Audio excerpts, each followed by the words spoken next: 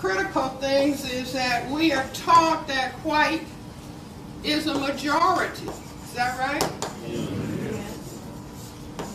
And we are told that non-white is genetic inferior. And then I just thought about the things that, you learn going to school for a long time and going to medical school. I said, wait a minute, white is a tiny minority. Fewer than 1/10 of the people on the planet have white skin. And instead of black people being genetically inferior, the ability to produce this black pigment, melanin, is a genetically dominant trait. Obama is a perfect example. His phenotype is overwhelmingly African.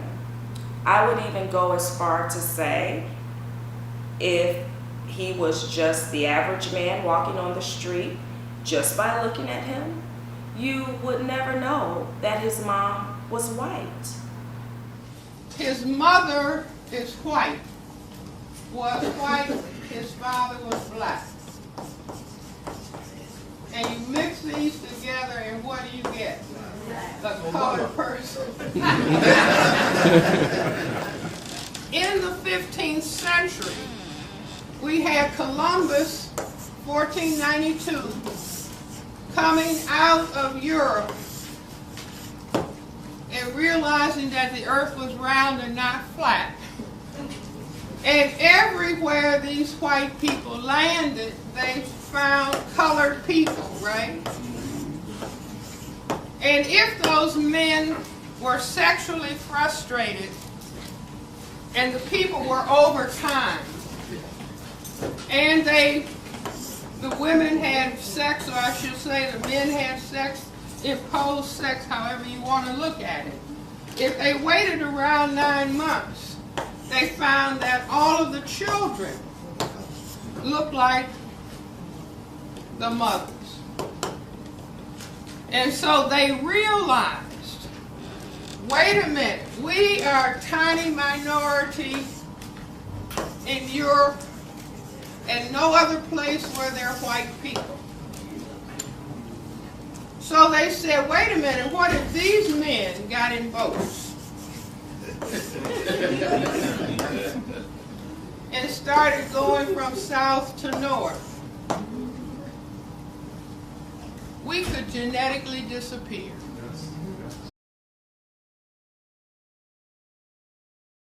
The next phase of housing discrimination occurred when America decided to create the suburbs. These homes ranged from maybe $8,000 to $10,000. I don't know if it was all the white families, but the white veterans, they were able to move into these homes with no down payment. So my father comes into play with this because my father served in the Army. He was stationed in Guam, and he was excluded. All black people were excluded from purchasing these new homes, this creation of suburban America. And then they went a step further and said, and the deeds, they're going to have restrictions. They're going to have clauses in these deeds that state that when these white families get ready to sell their homes, that they cannot sell it to black families. And some of the deeds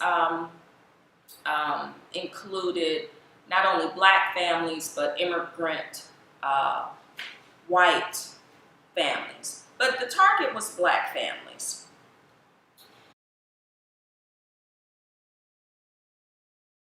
And this, he talks about this in chapter 4 on page 64.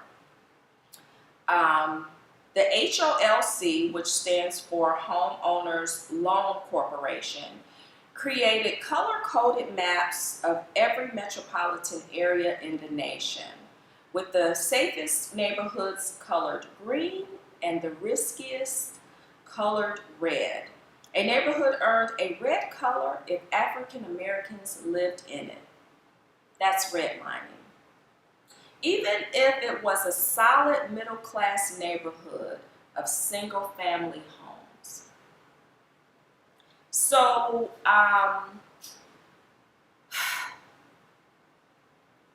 the rent that families were paying in the projects were actually higher than the new mortgages that the white families were paying in their new suburban homes that black people were excluded from.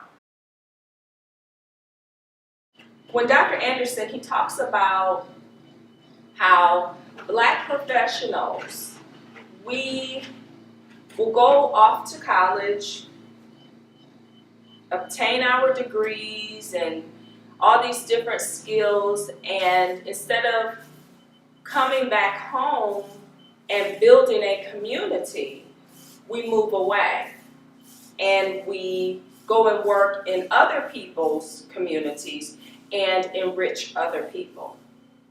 And that's a huge problem in the black community. And when I read that, I said, oh my goodness, that's me. I fit that description to a T. When we were legally segregated, we had thriving communities. We didn't have a choice but to have our own grocery stores, our own pharmacists, our own banks, and we had fully functioning communities. We didn't have to go outside to anyone else's community to get anything, because we had everything. No one else wanted our services. They didn't want our money. I'm not going to sit here and tell you that everything that I purchase and everything that I do is black, black, black, black, black. But I make a conscious effort to seek out black-owned businesses and support them and buy from them and everything. I mean, my fiance, he's listening, he knows it's true. That's okay. I don't care. Sister, see why. It's so bad I got to tell your sister twice.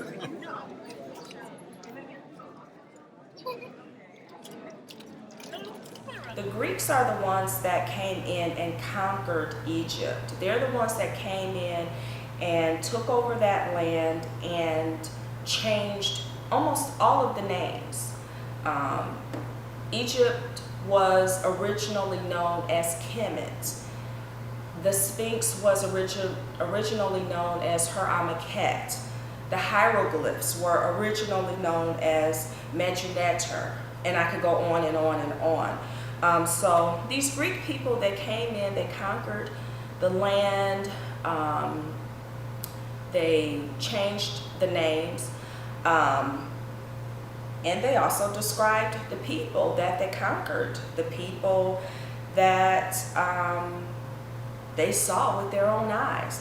And Herodotus described the Egyptians as black-skinned and having woolly hair. Now, there's only one group of people on this planet that has woolly hair. Another description by a French author by the name of Volney. Anthony Browder talks about him on page 137. And he wrote a book titled The Ruins of Empires. And he talks about his travels to Egypt from 1783 to 1785. And he described the appearance of the Sphinx as typically Negro in all its features. So why would a white Frenchman just make that up. This was his firsthand account of seeing the Sphinx and describing what the Sphinx looked like. How are you doing? Dalton, you have to unmute yourself. There you go. I put a You had your microphone muted. I put a webcam on today, and I don't know if it's on it or not, because I thought it was gonna look a little different. Yeah, it looks good. It looks good. So we are live, and most of our viewers know who you are, Ronald Dalton Jr. This interview is going to be about an hour. So I want to start the interview off with some comments that I got on my video, and then the latter portion of the video, I want myself and the audience to get to know the man behind Hebrews to Negroes. So we're going to get a little personal. Okay? Okay. All right. The second thing that I did not know that Shem and his lineage were black. I did not know that. So Shem, I believe Shem had 5 sons. We're going to focus on 2 of his sons, Elam and Arphaxad. Elam is important because if you Google Elamite soldiers, or if you Google Persian warriors, Palace of Susa, a famous sculpture is going to come up. And when you look at this sculpture, it's made of glazed bricks, so the colors are still well preserved. And you clearly see that these Elamite soldiers are dark people with bushy hair. So that's why Elam is important. He is the progenitor of the Elamites. And if you want to know how the Elamites look, we have archaeological evidence proving that. That sculpture that pops up is held at the Louvre Museum in Paris. Elamite's brother, Arphaxad, he is the ancestor of Eber. Eber is important because Eber marries Azarad. And you can see that Azarad comes from Ham. She was Nimrod's daughter. But you're not going to find Azarad in the King James Version. The King James Bible, you're not going to find Azarad. You're going to find Eber, and you're going to find their son Peleg, but Azarad is conveniently left out of the King James Version. You will find her in the Cepher that I talked about in the book of Jubilees. We're seeing a pattern here, aren't we? Joseph was mistaken for an Egyptian when his brothers sold him into slavery. When his brothers came to Egypt years later, they didn't even recognize Joseph. Why? Because Joseph blended in with the Hamitic men. The same with Moses. Moses was mistaken for an Egyptian. The only way you're going to be mistaken for another race of people is if you look like that other race of people.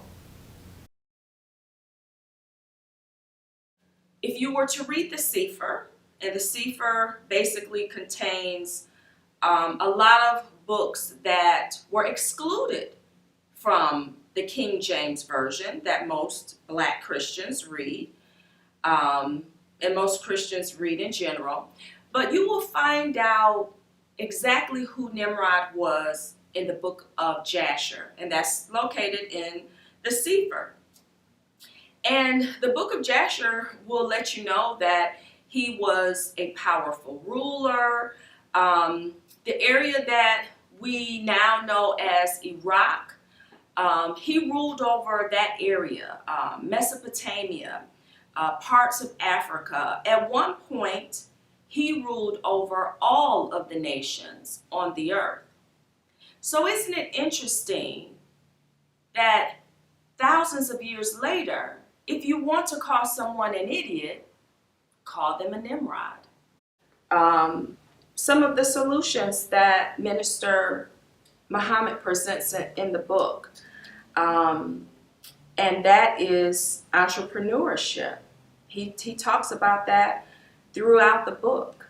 In order for us to be independent, in order for us to have our own thriving communities, we have to have entrepreneurs. And that is something that I highly respect. I have the utmost respect for the Nation of Islam, because you see how serious they are about building a community. And once again, going back to the contrast between Minister Muhammad and Dr. King is so evident. Dr. King was focused on integrating. We got to integrate. We got to integrate. And most of our community embraced that idea, where you have the Nation of Islam was focused on, no, let's separate. Let's build our own communities. We can't force ourselves on someone that doesn't even like us. On page 57, presently in this country, in almost all of the major universities and colleges, there are thousands of young students from Africa and Asia.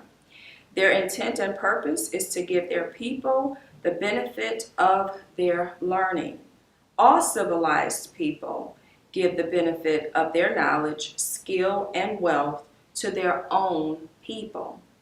Those who do not are called traitors, defectors, spies, tools, and toms. Minister Muhammad did not mince his words. This second group of Black Africans that I want to talk about, known as the Olmecs, or they were a part of this group known as the Olmecs. And basically they wanted us to know that they were here. So they erected these colossal stone heads that were a reflection of how they looked, of who they were. The first colossal stone head was excavated in Mexico in 1939 by Dr. Matthew Sterling. And a total of 17 were excavated.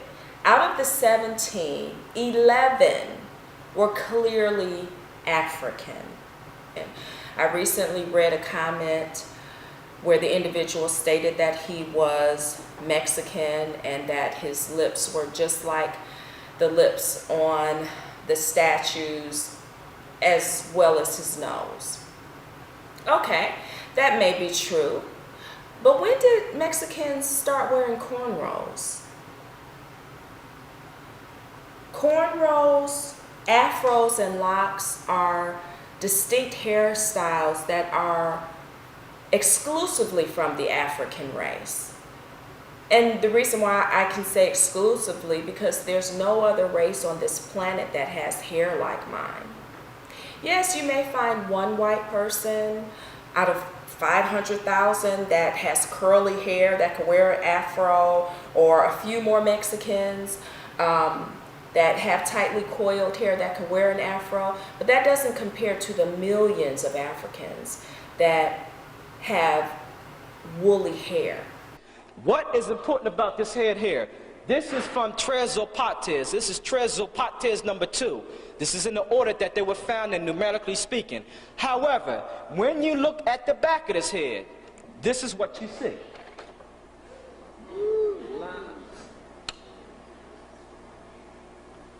This photograph, this picture, has been suppressed for over 50 years.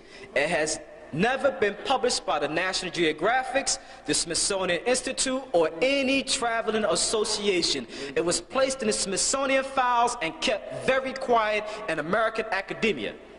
It wasn't until several years ago that an African-American photographer, Wayne Chancellor, discovered this in the Smithsonian files. Never, ever been published. It wasn't until 1985 that Dr. Ivan Van Sertima, and I quote, was able to publish this.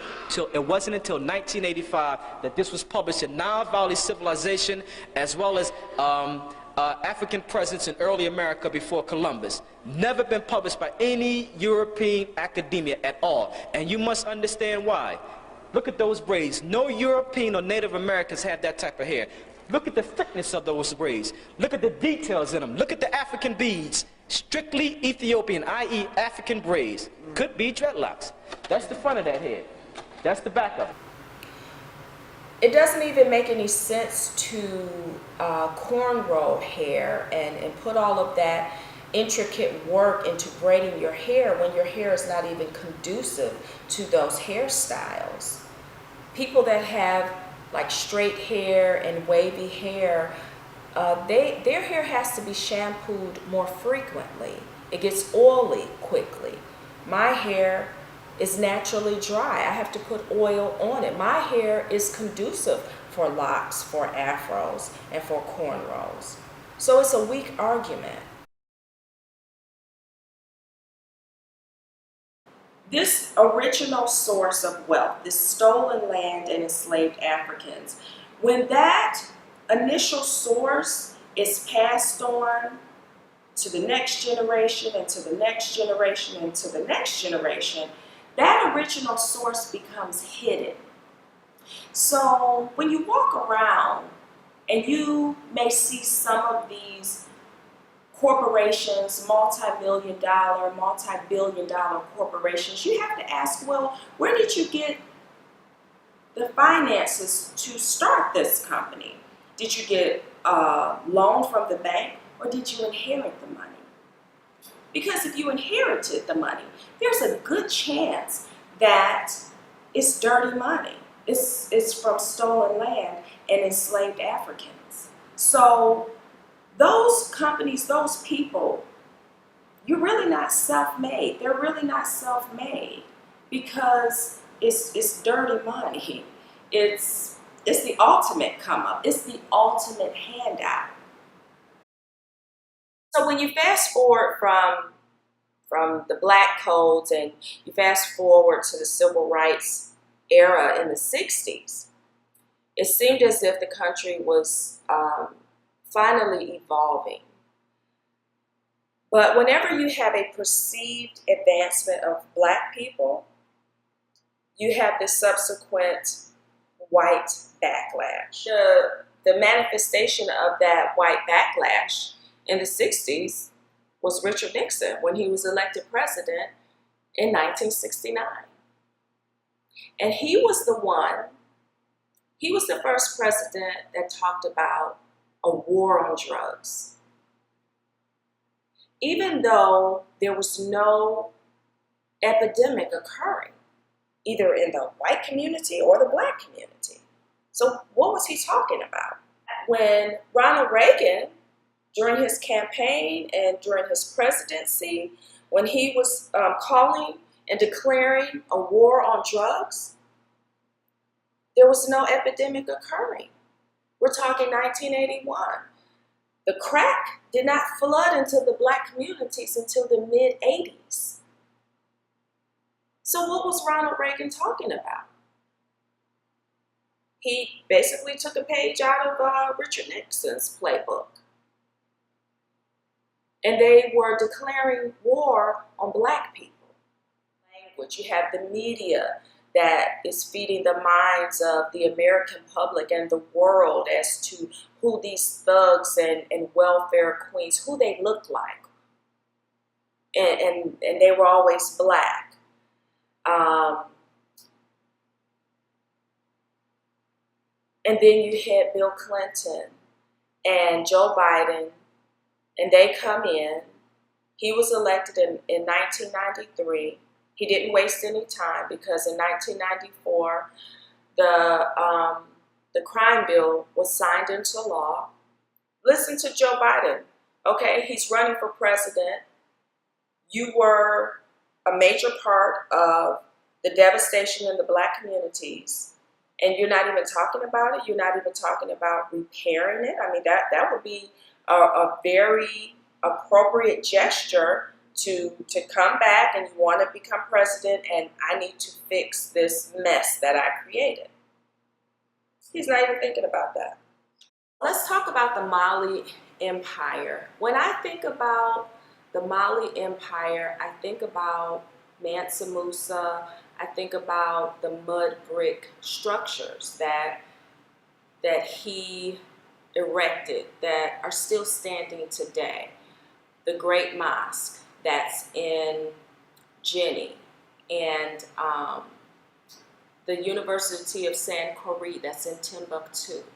Those came about during the Mali Empire, during Mansa Musa's reign. Mansa Musa is known as the richest man to have ever lived. That shouldn't be hard to believe because they basically inherited the Ghana Empire. They were still in that same region, sitting on gold. The Kingdom of Kush. When I think about the Kingdom of Kush, I think about Taharqa, and I talked about him in one of my videos when I was talking about Nile Valley contributions to civilization. Everyone should know about Taharqa. Once again, he was a Black Egyptian king that is stated in Holy Scriptures. Why didn't I learn about him when I was a little girl? It's in their Bible. It's in their Holy Scriptures. But Taharqa was a part of the 25th dynasty. If you want to read about him, you can find him in 2 Kings chapter 19, verse 19, and also Isaiah 37, the 37th chapter, verse 9. I was excited to show my Christian mom that's 83 years old to point to this scripture and point to Taharqa. And before his name, it says this Ethiopian king. And my mom, she did like this. She said, he's black. He's black. I was like, yes, Mom. Wallace D. Wattles, he is the author of The Science of Getting Rich. You can find the book on audio, the entire book here on YouTube. Wattles passed away decades ago. It's an old book, but it's an excellent book. And in chapter 15, he talks about the advancing man. This is so important. You have to hear this. Because I read that book and I've been listening to that audio before I even started listening to Dr. Anderson. The advancing man, the universe is only going to present opportunities to those who more than fill their current position. So that means wherever you're working now, you have to bring your A game today. You have to bring 100% today. You can't bring 85%. The average person is probably doing 85% in their current positions or 90%. You have to do 100%. So that means you can't half-ass it. You can't be average. You can't be sloppy. And you can't wait until you start your own business to develop this work ethic. You have to do it now. I don't care if you don't like your boss, you don't like the company you're working for, you're not doing it for them, you're doing it for you. And the thing is, you may get a raise or you may get a promotion because they're going to see a change in you, but the ultimate goal is for you to start your own business. And it starts by being competitive. And it starts today. That's something you can do today.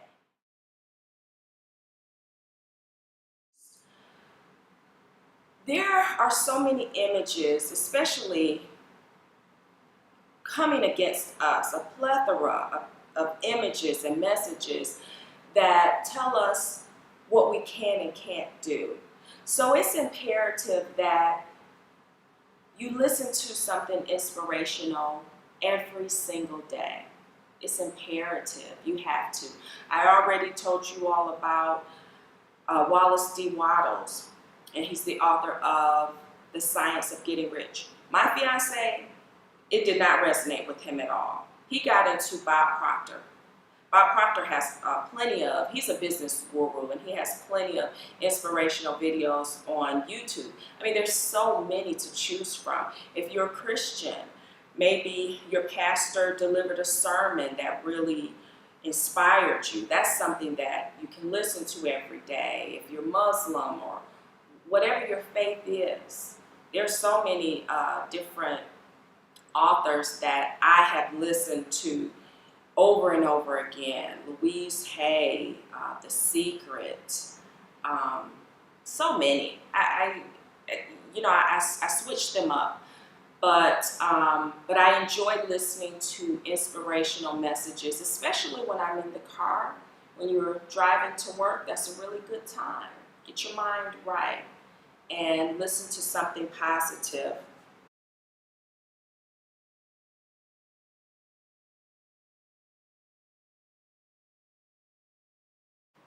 Part one, Tariq starts the documentary by talking about the influence that Black Africans had on Europe. And I believe that this is a really good place to start, because there's this myth out there that, the Europeans were the Africans' savior, and they came to the African continent, and Africans were living in the trees, living in the bush. We were a primitive people, and those are all lies. One of the first things that really intrigued me was his discussion of the Moors. And the Moors are the Black Africans that came from North Africa, and they went over into Spain, and they brought civilization to Spain. So it's actually the other way around. Spain had fallen on hard times. Europe was experiencing the Dark Ages. So when the Moors came over, they didn't come over to conquer, but they basically came over and uplifted the Europeans. Moor simply means black. And then they described people of African descent in those times. Black wasn't a part of the lexicon. They used the terms Ethiopia and Ethiopian and Moor to describe people that had an ebony complexion or burnt-faced people. The terms Ethiopian and Moor were used to describe them. If you want to know more about the Moors, M-O-O-R, check out some of Dr. or Professor Kaba Kamene. And he formerly was known as Dr. Booker T. Coleman. So he changed his name, he got an African name, Professor Kaba Kamene. He has some great lectures on the Moors, as well as Dr. Ivan Van Sertima. So you got to check out their lectures on the Moors. You spend your dollar out of the community in which you live. The community in which you spend your money becomes richer and richer. The community out of which you take your money becomes poorer and poorer. And because these Negroes who have been misled and misguided are breaking their necks to take their money and spend it with the man. The man is becoming richer and richer, and you're becoming poorer and poorer. And then what happens? The community in which you live becomes a slum. It becomes a ghetto. The conditions become run down. And then you have the audacity to complain about poor housing in a run-down community. Why, you run it down yourself when you take your dollar out. So our people not only have to be re-educated to the importance of supporting black business, but the black man himself has to be made aware of the importance of going into business. And once you and I go into business, we own and operate at least the businesses in our community. what we will be doing is developing a situation wherein we will actually be able to create employment for the people in the community. Anytime you have to rely upon your enemy for a job, you're in bad shape.